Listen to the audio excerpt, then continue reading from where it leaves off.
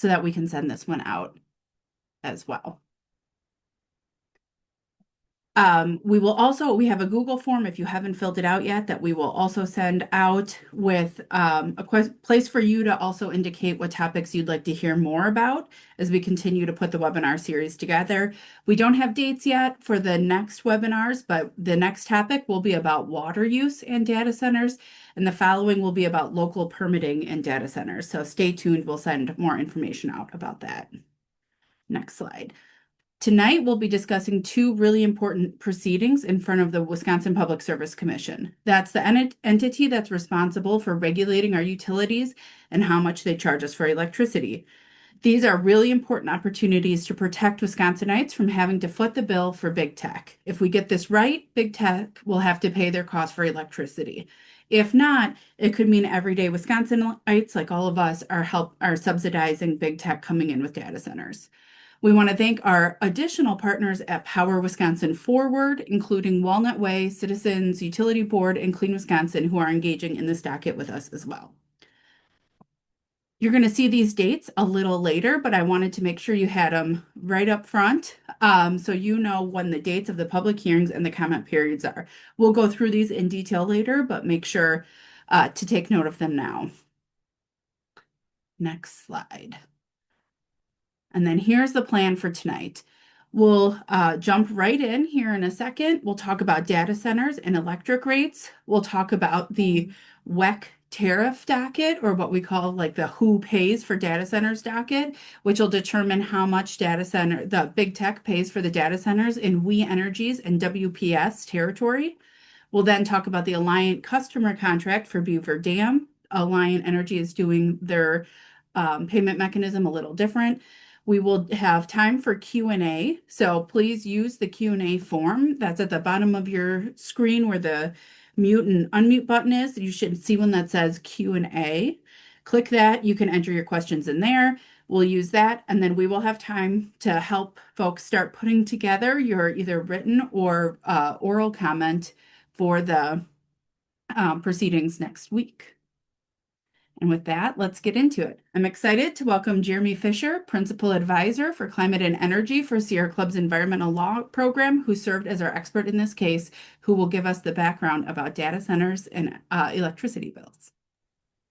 Thank you so much, Elizabeth, and it's so good to be here. And Jeremy Fisher, I serve at Sierra Club out of our Oakland national office, and I'm principal advisor for climate and energy.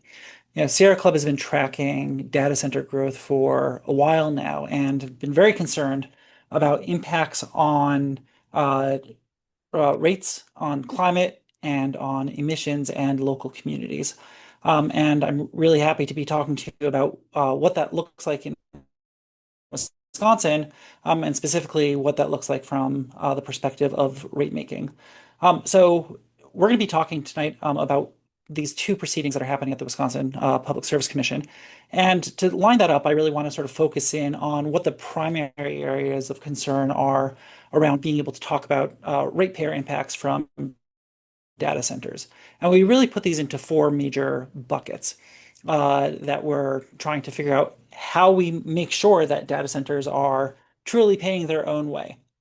So the first one over here on the left is socialized infrastructure costs. Normally, when we think about new customers coming onto a system, we think about just small amounts of additional costs that are required in order to be able to serve those new customers. But when we have data centers coming online, they are so big that the utilities that are serving them need to build extraordinary amounts of infrastructure, huge new generation facilities, transmission lines, and distribution lines. And there's a real concern about those being socialized across all customers so that you're paying a portion of the rates that otherwise should get paid by those data centers. Another class of costs that we think about are capacity costs. When you increase the amount of demand on a system simultaneously, you just need to have a lot more infrastructure in place in order to be able to serve during those really tight time periods. When it gets really cold or right in the middle of the summer during that heat wave that comes through, the capacity requirements on the system really go through the roof.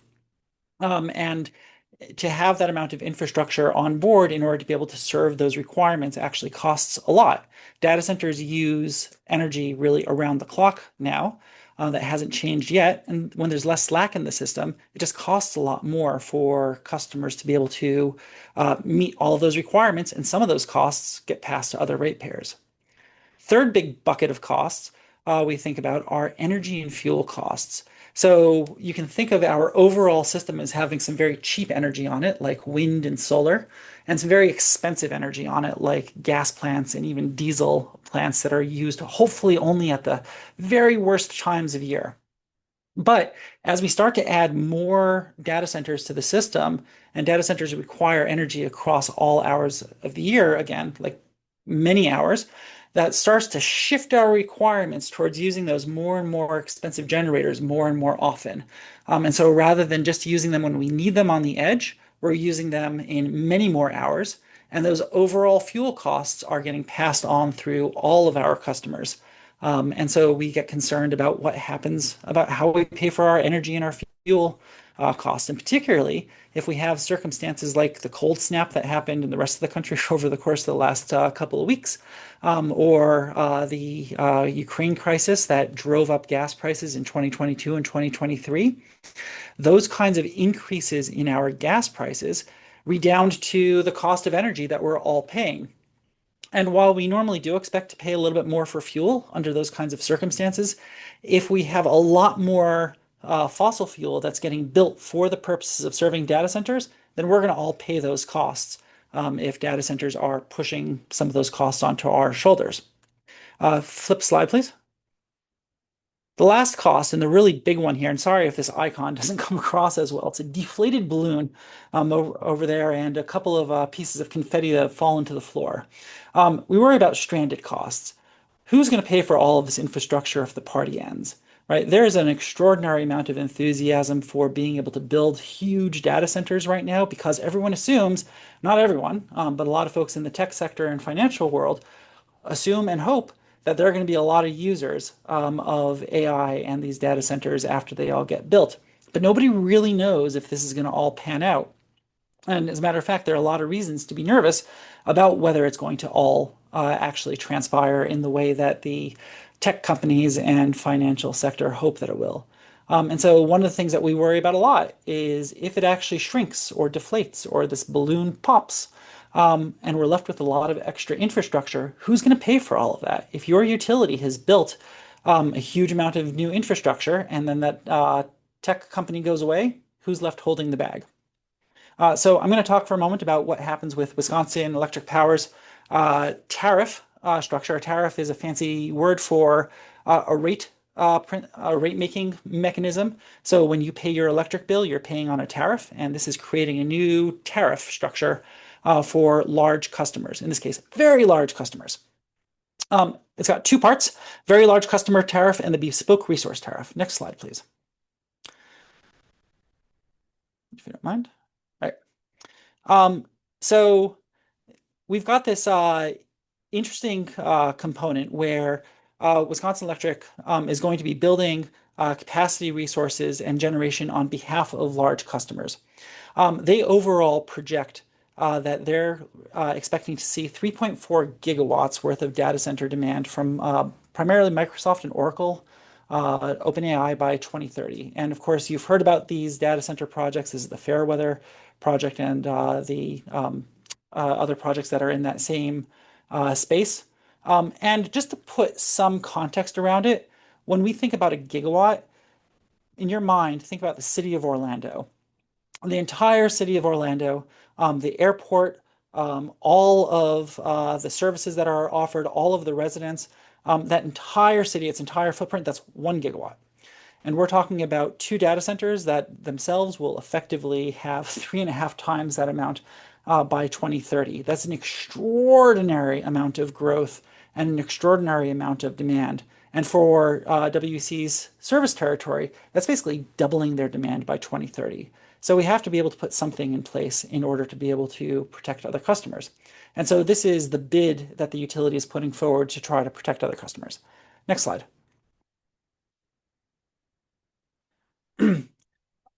This construct of being able to build tariffs to be able to protect other customers isn't new. There are a bunch of other utilities that have been trying this out for the last couple of years. And where we see other large load tariffs in other parts of the country, they sort of have these five major components that we think about. First, they're mandatory for really large loads. So if you're anywhere above like 5 megawatts, which is like a really big industry, to 100 megawatts, which is like an enormous industry, think about like a aluminum smelter or an iron mill, it becomes mandatory. Extended contract term, you're having a big impact on the utility. You're going to probably need to be around for somewhere between 1 or 2 decades in order to make sure that you're paying off your cost. The utility wants to make sure that it's recovering its costs, 75% minimum charge. They want to make sure that they have exit fees just in case you leave the system. And they want to make sure that if you go bankrupt, that they have collateral in the bank. They have a way to be able to pay off some of their costs just in case you no longer exist at the other end of it. Well, Wisconsin Electric is taking a slightly different tact here. And in some ways, this is sort of interesting, but it's got a couple of holes that we still need to get filled. Um, they've broken this process into two different pieces. One that they call the very large customer tariff, and the other one that they call the bespoke resource tariff. So on the very large customer tariff, they're saying this applies to our big data center customers, in particular the two that we just went over a moment ago. But it only applies to customers that are greater than 500 megawatts, half in Orlando. So, if you come in with a data center that's 100 megawatts, which is like sort of the typical data center around the country these days, you're not applied for in this case. If you come in with a mid-sized data center, which is still huge relative to other industries at 50 megawatts, you're not having this applied to you. Contract term would be 10 years, which is actually relatively short relative to other tariffs. But it does require you to have one of these, what they call bespoke resources. And we'll get to that in just a half a moment for what bespoke resources are. And because it says that the customers who are coming in are investment grade customers, it's not really going to require any financial security from them. It says we're pretty sure that Microsoft and Oracle are going to stick around. And so we're not too worried about making sure that we have something in our pocket just in case they go belly up, which is an interesting observation. The bespoke resource tariff is basically an application of we're going to choose a resource, a generation resource, a gas plant, or maybe a portion of an existing coal plant, or some storage, or wind, or solar, or something. And we're going to assign some of it directly to you as the customer. It can be big, it can be small, it can be wholly assigned to the customer, it can be partially assigned to the customer. There's actually no rules in the tariff that says how much it actually needs to cover of your overall demand. It's not actually clear who gets to choose those resources. And most of the revenue requirements, basically the costs of that resource, get assigned to the large customer. This is where the really interesting parts click in. So if we go to the next slide on this bespoke resource tariff, um, remember, we're talking about an extraordinary amount of new demand coming into WEC's service territory. Um, they so far say that they've lined up 3,000 megawatts worth of new resources that they hope that these customers are going to be on the hook for. That's basically a 50% increase in the overall base nameplate capacity of the utility. It's huge. $6.8 billion worth of capital spend for that generation, just an extraordinarily large number, basically blowing up the amount of rate base that that company is going to be charging. And they're hoping that the vast majority of it is going to be paid for by these new customers under these bespoke tariffs. There are two options that they put together. One is called a full requirements contract. And it says you pay for all of the costs of this thing that's coming in, and you're going to get all of the benefits from it. You pay for all of its fuel, you pay for all of its capital costs, all of its maintenance, and you'll get the whole thing. Turns out that the projects that are under the full requirements resource tariff are solar, storage, and wind. It's interesting. When a customer is asked to pay for the whole cost of something and get all the benefits from it, what do they choose? They choose the really cheap stuff, solar, storage, wind. There's also another option called a capacity-only bespoke resource. And that says that all of the capacity for it, like as much of it as the energy that can be provided at the peak time period of the year, that all goes to the large customers. But they're going to only pay for 75% of its costs. All of the other customers, y'all, get to pay for 25% of the costs and all of the fuel costs. But don't worry, you're going to get all of the energy revenues. When this thing runs and sells its energy into the open market, don't worry. Those benefits will redound back to other customers. They'll be fine, right? And this is what the utility is trying to currently convince regulators is going to be okay. Interestingly enough, everything that falls under that category, it's all gas. So it turns out that when you get to get the capacity and pay for only a portion of the project and pass the fuel cost and risk to somebody else, you build gas. All right, next slide, please. So this ends up creating a couple of really big open questions that we're struggling through right now. One big question is, who's making the decisions? Who's calling the shots here for how this entire system is getting built? Who's getting to choose these bespoke resources? Is it the large customers? Is it the utility? I can tell you one thing, it's certainly not other ratepayers, right? It's not residential ratepayers, it's not incumbent ratepayers. This is a decision that's being made behind closed doors. The second one over here is this capacity only framework that I described actually fair or not? You're going to get some costs passed over to existing customers. They might recoup those costs, but this is a completely unusual framework in which risk is being passed to other customers and benefits are being passed to the really big data centers. Another big question is who's paying for new transmission, right? Some of these transmission costs are going to be recovered over like 30 years, right? And if one of these companies goes belly up in that time period, who's going to be left with all of these other costs? Another big question, 500 megawatts is a lot, right? That's a huge number. If you get data centers in Wisconsin that are smaller than that 500 megawatt threshold, no protections, no cost allocation mechanism that makes sure that those large customers are paying their fair share, just they become a standard commercial customer. And then the last one is who's going to pay for all these fuel cost spikes? If we get big, high prices coming in from gas, because the utility is going to end up building a lot of gas on behalf of these customers, who ends up holding the bag if the costs go up? And we're concerned that right now it looks like other customers might be left holding the bag. So, interesting space. Be happy to answer questions when we come around to that space. Thank you so much, Jeremy. So, Jeremy just walked through the Wisconsin Electric proposal, which, if your utility bill says We Energies or WPS, you fall under that. So, that describes your utility, all of what Jeremy just said, if you're We Energies or WPS. I'm going to talk a little bit about the Alliant contract that's being considered.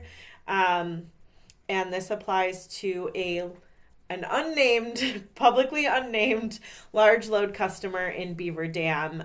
We can assume that this is the Beaver Dam data center. Background information is that Alliant Energy is determining what data center customers pay one contract at a time. So Wisconsin Electric, or We Energies and WPS, as Jeremy just said, are figuring out what any very large customer would pay. There's concerns with if everyone is actually captured in their definition of very large customer. That's something that needs to be addressed. But Alliant is doing this in a one-off manner, which can open the door for inconsistency across the different contracts that move forward. And much of the proposed contract for the large customer in Beaver Dam is redacted, including the power that is needed, the customer name, the length of the term, and details related to demand charges. I would give you any more information, but this is what the document looks like on the Public Service Commission website. You can see that there are entire pages redacted, and so there's very limited information available. But what we do know is that there are some best practices that are being applied in these cases across the country that can apply in this case as well. So for one, Alliant Energy should be required by the PSC to make some more consistent choices about how large customers like data centers will have to pay. And so that there's consistent treatment as these different companies come in. Large customers should have to pay for 100% of their capital and fuel costs, so not shifting that to the customers. There should be consistent and clear reporting mechanisms. Clearly, transparency is a big concern in this case, and so that's something that should be addressed as well. And we should be able to understand the decisions that are being made about the electric grid and the costs that might impact all of us. So that is very brief because most of the information is redacted. But we'll have a little bit of time for Q&A, and then we'll summarize some of the recommendations that Jeremy and I mentioned, and I'll walk through how you can prepare your comments for the upcoming public hearings. But we'll take a couple questions first. Great. Thanks, Cassie and Jeremy. That was fantastic. So we have a handful of questions. So get your questions in with the Q&A form, and we will go through those now before we jump into the specifics about putting your comment together. The first question we have are, what are other states doing to prevent giving discounts to data centers? Yeah, I can take that one on. As I noted in the presentation, we have a bunch of states who have triggered these other forms of large load tariff, right? I think so far we've seen on the order of like 15 to 17 major utilities that have put forward these large load tariffs, anywhere from Virginia, Missouri, Kansas, a bunch of other states that have structured these so far. Mostly those large load tariffs are structured around actually reducing the risk to other customers. Around that last one, that stranded asset risk, of if everything goes belly up, let's make sure that the utility and other customers aren't held holding the bag. So there are sort of some core sets of principles that have been agreed to by many other utilities so far that are starting to go into that space. But actually, this question around how do we make sure that the large load customers, the data centers, are paying their fair share, is broadly unanswered by the vast majority of utilities in the country. So one of the interesting things about the tariff that's being offered in WEC is it's one of the first tariffs that we have in the country that does attempt to at least say we're going to assign the costs directly to those large load customers. And Microsoft has made hay around that nationally, saying, look at what we're doing in Wisconsin. It's going to be the best thing ever. Now, is it the best thing ever? Again, a couple of things that we still got to get those, cross those T's and dot those I's before this is at least even a reasonable thing. But it is an interesting shift relative to what other states have tried so far. Great. Stakes are high, it sounds like, in this one. We have, let's see, the next question is a statement, but I didn't know, Cassie, if you wanted to respond to water use. Some media write-ups are saying that data centers don't use any more water than, for example, a paper mill. Yeah, well, paper mills do require a lot of water, so I think comparing one polluting industry to another doesn't quite win us on the environmental and water quality realm. But I will also say that a lot of the information about some of the like water reuse systems is shifting where the water use is happening. So for the data centers that are reusing water, they often have to use more electricity to cool it, and that electricity use requires water if it is being fueled by fossil fuels. And as Jeremy pointed out, so much of this is gas, and so we're seeing a shift of, whether the data center is using that water on site or it's happening at gas plants that are powering that electricity. So this is a huge, massive or a huge water use, regardless of which of the systems that the data center is using.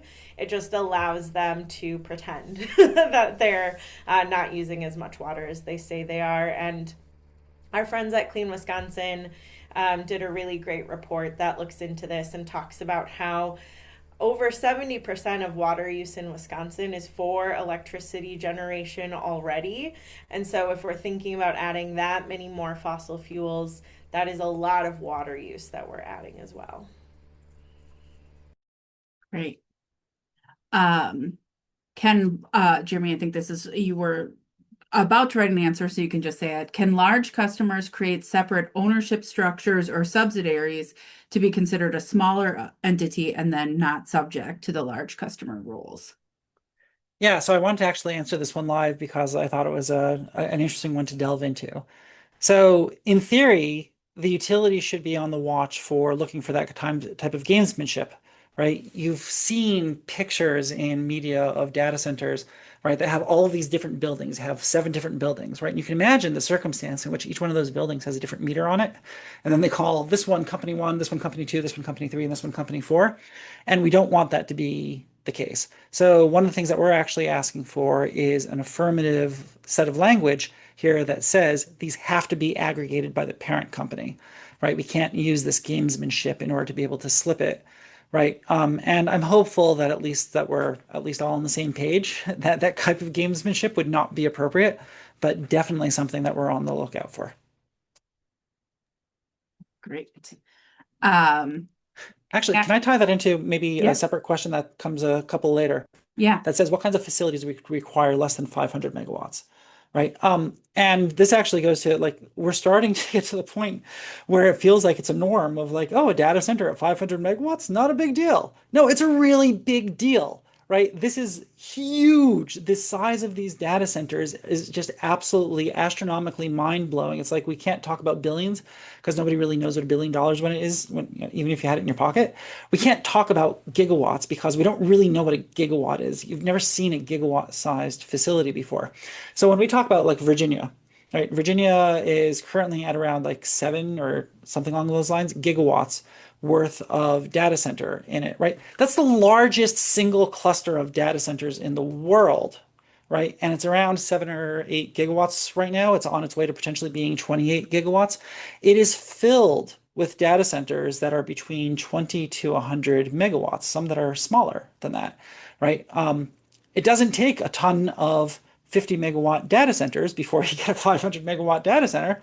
All right. And then by the time you're at a 500 megawatt data center, we're talking about something that's a fifth of the size of your utility in the first place. So we definitely want to have controls for entities that are smaller than that. It's like, hey, here's 4 steel mills clapped together, and that's a single customer. That's 500 megawatts.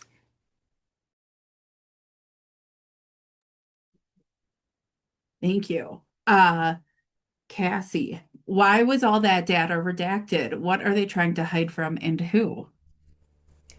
They claim that it is trade secrets, but I think indeed, what are they trying to hide? And the answer is from us. So I think, yeah, there's absolutely, you know, transparency concerns in so many steps of this process. This one Alliant docket isn't the only example. We know that a lot of decision makers are signing non disclosure agreements and things like that through the process of approving these. And so it is something we need to keep raising. This transparency piece is a huge problem. Um, Jeremy, the AI boom scares me. PE ratios are in their 30s or higher for tech stocks. We may be overdue for an AI crash. We had a tech crash in the 90s and 2008 from overloaning for homes. Should we anticipate and plan for an AI crash? So there are 2 different ways to answer this one.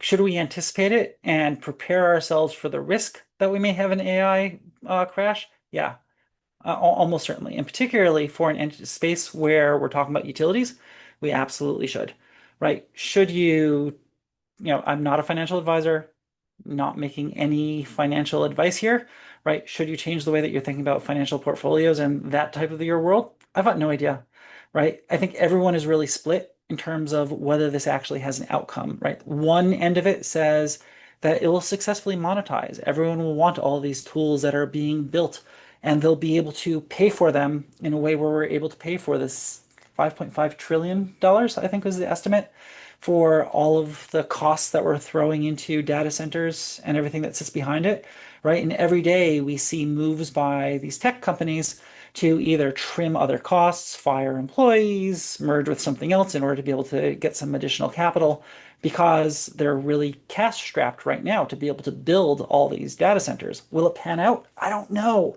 Everyone is really split on whether that's going to happen. But what I do know is that I don't want to be the utility or its customer that's sitting on the other side of that uncertainty. I want that uncertainty to be sitting with the financial sector and with the banks that they're dealing with, and not with me as an end use customer. So my role here and my advocacy to you is that our job is to make sure that our utilities are fully protected just in case everything does hit the fan. That's great. Um, Cassie, is there a bill in the state Senate and Assembly to prevent We Energies from unilaterally approving these data centers and providing them cost breaks? If so, is a specific party in support of these data centers for some reason and why? I'm going to start with that second question first. I think something that's been really powerful, and I would assume we're seeing this all over the country, Jeremy, is that concerns about affordability, clean water, clean air, the land use and power use of these things, these are concerns that members of the public across the political spectrum are sharing, and that leaders across the political spectrum to a degree are sharing as well. Something that we're also seeing is support across the political spectrum from decision makers who see this as sort of a money grab opportunity. There are a lot of small towns that view it as a way to make to decrease tax burdens, which that's a topic for another day. um, and things like that. So I would say that there isn't sort of a party in support or against, and we're seeing support from leaders in both parties, and we're seeing concern from people across party lines. As far as the question about legislation, there are a couple different pieces of legislation in Wisconsin. The one that is moving, unfortunately, has a poison pill that would make it so that any clean energy for the data center would have to be on site. And because of the size of these, it would just require, or the end result would be that these data centers would be running on gas. And so as Jeremy walked through earlier, the price risk shifting to all of us if these things are running on gas, the pollution impacts, the cost in general, all of those things are a huge concern. And so while there are some, in theory, good parts of that legislation, there's this big poison pill about clean energy. And we really can't be propping up fossil fuels over clean energy in this transition. Maybe that actually goes to the second question that's in here of can we require the data centers generate their own electricity, right? Which goes to much of the same question and problem, right? I think there are a lot of thinkers out there who are well intentioned with the idea of we want to make sure that data centers are the ones who are responsible for bringing their own energy. But if it comes down to having a constraint of it's all got to be behind the meter, and there's no other way to be able to do it, we're not able to actually make sure that the overall grid is getting cleaner, right? Then you do end up running into some of these constraints. But if the constraint that we're putting on is you can't build a data center unless you're able to find a way to be able to build it clean, maybe that's the kind of way that process can move forward. But once you get to the space where we're talking about data centers building their own gas and fossil generation behind the meter, you got a sort of scary spot here because now we're talking about massive emissions and massive impacts that we have no oversight on top of.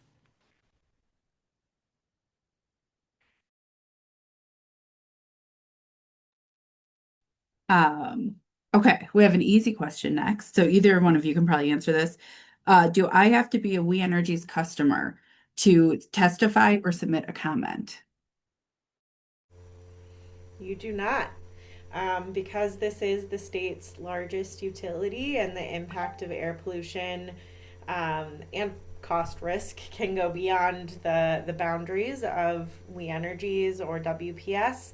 Anyone can comment in this case, anyone can comment in the Alliant case. And if you're concerned about these things, I would recommend that you engage with the Public Service Commission. This is unprecedented in scale, and so our response should be unprecedented as well.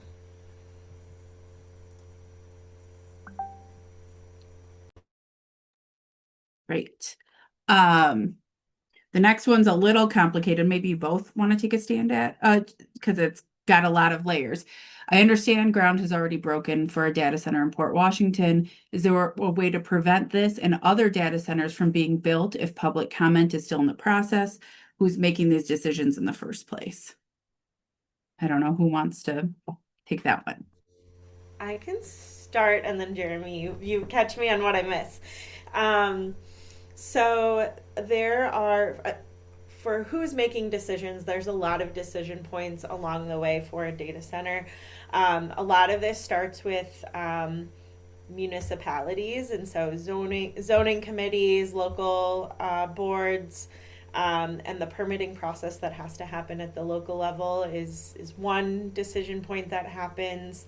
And then there's the negotiations with the utility is another point, and for investor-owned utilities like We Energies, WPS, Alliant, and others, it's the Public Service Commission that makes those choices.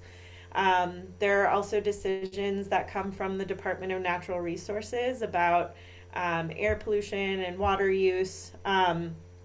Each of those has its own set of challenges. What we're finding for people who want to stop these entirely is that the earlier you get into the process and the more localized your response can be. And in fact, if you can get ahead of a proposal and update your zoning ordinances and get strong codes on the books, that's the best way to protect yourself.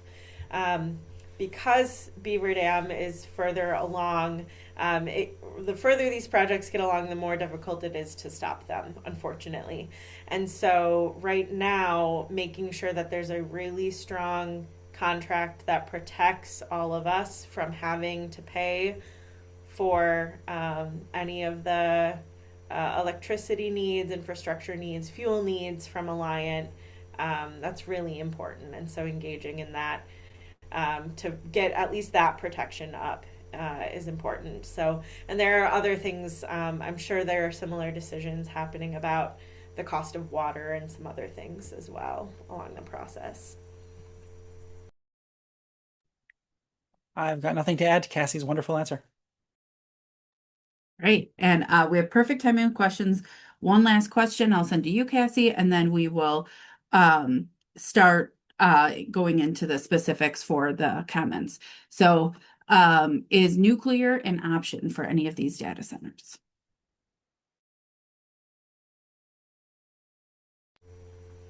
Well, I'll just start with if we think that gas is expensive and risky, nuclear is that much more expensive and more risky. And then on top of that, nuclear takes a huge amount of time to build. And so, even if we put aside all of the safety and environmental concerns and cost concerns, there's a timeline concern here where these data centers are being built relatively quickly and coming on relatively quickly. And nuclear, the one that's being talked about in Wisconsin, I think they're talking about it coming on in 2038 or something, I think is what I saw.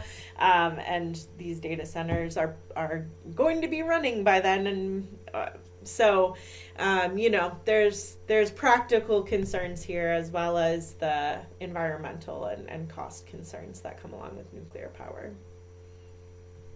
Great.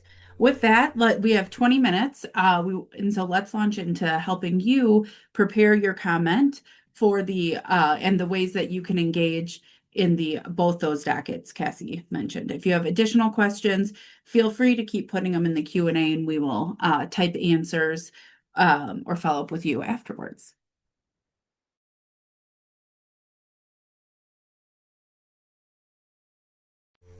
So the first thing that every single person on this call should do is put these dates in your calendar. So the Wisconsin Electric, which is We Energies and WPS, that's the case that Jeremy talked about. That public hearing is happening next week, February 10th. It's online at 1 p.m. and 6 p.m. You can choose the time that works for you. It is online on Zoom, or if you're in Milwaukee, our friends at the Web are hosting a watch party. So if you don't have access to great internet, or if you want to be with people that day, we'll send out the link to register for that watch party. Otherwise, you can access it on Zoom. There's also a phone number if you're in a part of the state where your internet can be unstable at times.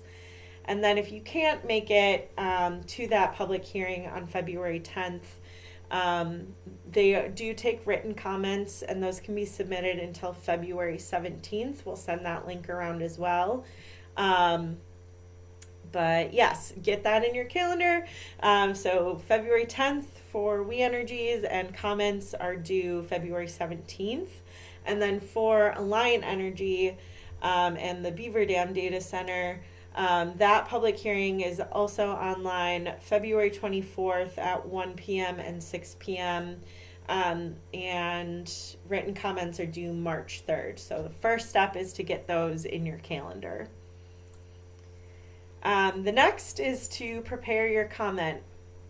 So these are a couple things to summarize what you can say in either of these cases. You'll note that they're pretty similar because these strong protections for ratepayers can look similar across different utilities. The best practices should be shared and should be what we're demanding from our utilities. So I'll walk through the We Energies and WPS since we have a little more specificity on that because we have Jeremy as an expert in that case. The big takeaways are data centers must pay for 100% of their new energy demand, including infrastructure and other capital costs. The threshold for what is a large customer in that case needs to decrease by a lot. Right now it's that 500 megawatts, as Jeremy was saying.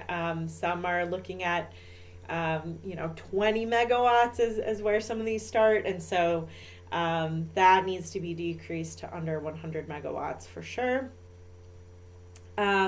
We need to be protected for the lifetime of the infrastructure. 10 years is pretty short when we're talking about some of these projects. And that means that, if there's infrastructure that is being paid for beyond that, the question of who gets stuck with the rest of the bill, the answer is likely us. So we need to make sure that we're protected. They need to prioritize clean energy so that the risky fuel costs of gas are not put on customers. And our partners at Walnut Way are asking for a community benefits agreement or an energy impact fund that can be used to offset negative impacts to We Energies customers, WPS customers, and folks who are especially struggling to pay energy bills. And then this should be mandatory and have enforcement and clear reporting mechanisms. That's a recommendation that came from our friends at CUB, though I think is echoed by a lot of the experts in this case. So how do you prepare your comment? This applies for both whether you're giving verbal comment or written comment. The first step is to brainstorm. Why do you care about this? How are you being impacted, or how could you be impacted? And what main points, I recommend keeping it to 3 or fewer, do you want to absolutely make sure you say? When you get up to share your testimony, it can be a little nerve-wracking. And so it is helpful to remember the 3 things you want to say so that you can get those out loud and clear, even if you're nervous. And there's a pattern that you can follow for written and verbal comments. So you start by introducing yourself, stating your main position, make your statement and tell your story, and then restate that main point. We're going to break that down a little bit. So right now, if everybody can think to yourself, imagine it's next week Tuesday and you're in front of the Public Service Commission on the Zoom call. why do you care about this? Why are you on this webinar now? How might you be impacted? What have you learned tonight that makes you concerned or that you want considered? What 3 points do you want to absolutely make sure that you say? So you'll take a little time to brainstorm those things.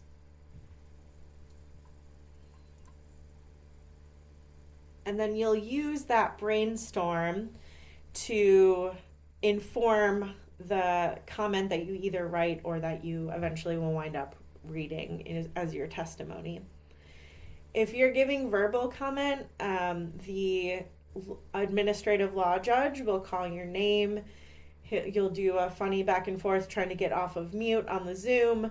He'll ask you to raise your hand and promise that you're telling the truth. He'll swear you in. Then he'll ask you to say and spell your name so that the court reporter can capture that.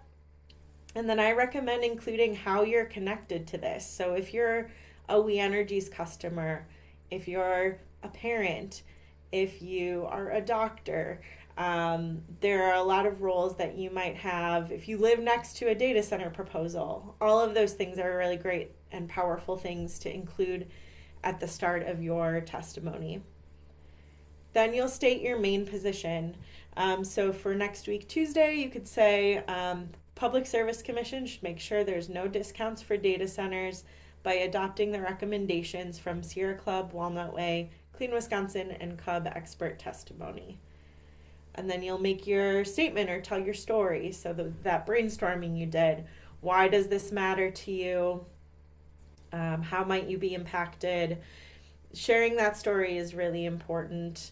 And even though there's a lot of really powerful numbers and a lot of the expert testimony has powerful numbers that we can reference, I recommend keeping your story personal because that is what people tend to remember more than statistics. And then finally, make sure you reinstate that main point. So the Public Service Commission should make sure there's no discounts for data centers by adopting the recommendations from Sierra Club, Walnut Way, Clean Wisconsin, and Cub expert testimonies, or summarize the key points. After you think through and prepare your comment, you can practice it so you feel confident.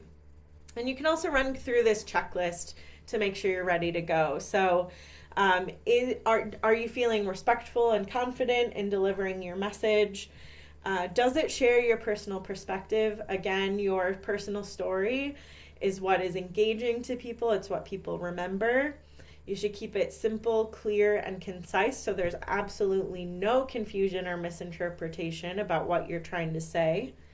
You should stay on topic. And again, limit the number of statistics because it really is stories that are remembered, and that is what the commission is looking for from the public. You can, of course, reference a few statistics that really jump out to you, but I recommend really connecting it back to why you personally care and how you might be impacted. You can uplift others' testimony. So again, repetition helps the commission remember the points that you're trying to make. So you can uplift things that you agree with or that you've heard in other testimony. And again, make that main point very clear. So in conclusion, I hope you'll join me next week and then again on the 24th to tell the Public Service Commission that we don't want to see any discounts for data centers. We have to make sure data centers are paying 100%, that there's a low enough threshold so that all large customers are falling into this, not just extra huge ones. Prioritize clean energy so that we don't have the risk of gas prices fluctuating. And make sure that there's mandatory enforcement and reporting mechanisms. Here are the dates one more time if you didn't get those in your calendar before, and we'll send them out. So next week, Tuesday at 1 and 6 p.m. online or in person in Milwaukee. And again, that watch party in Milwaukee is hosted by some advocacy groups, and not the commission itself. The commission denied requests to hold in person hearings. And then the Alliant case online, February 24th at 1 and 6 as well. And our goal is to make these so long that they run into each other and we run out of time. So please help us make sure that they hear loud and clear. And again, our response matches the unprecedented scale of these data centers. I think we've got just a couple minutes for any remaining questions that have come in. Just to clarify, Cassie, so if somebody is somewhere at 1 but can join at 2, there's a good chance they'll still be happening and they should join them. Is that right? Yes, it is extremely likely that if you join anytime between 12:45 and I don't know, whenever they close at 8 p.m., 9 p.m., I'm not sure since there's not a venue with an end time when they'll close it. They didn't publish the end time. But yes, join when you're able to, and indicate that you want to speak. And always remember that there's the written comment opportunity as well. But seeing the faces and hearing the stories of people is really powerful.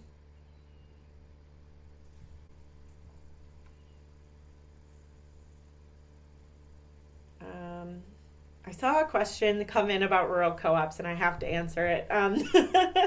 So someone asked, we're with a rural co-op. Is there anything to mention on that? So all of what we talked about today is for investor-owned utilities, which are not rural electric co-ops. Rural electric co-ops make their decisions through their board, their member-owner board structures. And so the absolute best way that you can carry this forward is by contacting your board representative of your rural electric co-op, as well as if you're a Scenic Rivers customer, there's another layer of a co-op above that called Dairyland. You can contact them as well, and start asking questions about how co-ops are making decisions about paying for data centers. It's a little bit more opaque, and so it's worth asking the question and starting these discussions early before it's too late. And I just add to that, Cassie, rural co-ops have the either benefit or the problem that there's no one else to hold the bag except for you as customers and members. So you really want to make sure that your utility has a pretty tight leash around what they're doing in order to extend their services to data centers, because there's no shareholders who can take the fall if something goes awry. So thank you for engaging in that space. And that sounds like maybe a great follow-up webinar topic would be just about data centers in the co-op territory. So we'll put that on the list. And I'll use that to remind everybody we will send out all of what we described, those dates. Hopefully you wrote them down, as Cassie said, but if not, we'll send them out anyway. So you get that, all of the talking points and the summary that you saw today, and then also a survey about future webinar topics. So some came up today. I saw Great Lakes Compact and data centers, co-ops and data centers. We'll put those on the list for future topics, but please let us know what would be most useful and of interest to you all. And I guess with that, any parting words, Jeremy and Cassie? I'm just grateful for everyone who showed up today to really take a stab at trying to get this right. And it's a really tricky question. It's really complicated. It's really nerdy. And Cassie provided an excellent summary of the way that we can approach this in a way that really can lend some clarity to it, and hopefully protect both your wallets and environment, and hopefully the communities downstream. So just thank you for everyone who joined in today to really make sure this heads in a reasonable direction.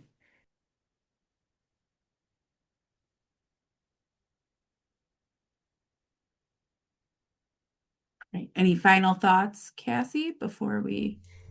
Jeremy said it all. I'll see a lot of you hopefully online on Zoom at the hearing next week. Right. Thank you all. We'll send you out all this information. Thank you again, Cassie and Jeremy, for the great information and for engaging in this very important high stakes docket. Good Thanks night, so much. everyone.